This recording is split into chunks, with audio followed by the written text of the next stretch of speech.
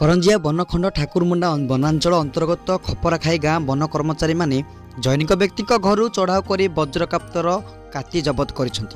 घटना संपर्क में 2 जन व्यक्ति को वन विभाग गिरफ कर गिरफ अभियुक्त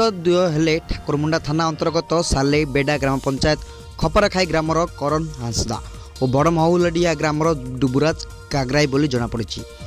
मिली सूचना अनुसार जंगल वज्रकाप्त शिकार कर तार काती को खापराखाई ग्रामर करण हांसदा घर रखि कौन सूत्रु वन विभाग खबर पाई खबर पाई करंजिया बनखंड अधिकारी श्रीकांत नायक एवं साउथ डीडी निर्देश क्रमे ठाकुरमुंडा रेंज अधिकारी किशोर पाणिग्राही फरेस्ट नलिनकांत महांत चंद्रभानु महांत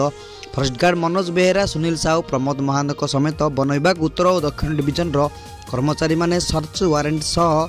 सकाळे खपरखाई ग्रामर करण हांसदा घर भितर सर्च कर 4 किग्रा 500 ग्राम ओजन वज्रकाप्त काती जबत करथिले। एक बम करण समेत घटना संपृक्त डुबुराज गागराई को गिरफ्त कर ठाकुरमुंडा रेंज कार्यालय को आनी एने ठाकुरमुंडा रेंज पक्षर वन्यप्राणी आईन अनुसार केस नंबर 129 अनुसार मामला रुजु करने सहित वन विभाग घटनार अधिक तदंत जारी रखी। बर्तमान सिमिलीपाल अभयारण्य मिलित पेट्रोलिंग चलता भी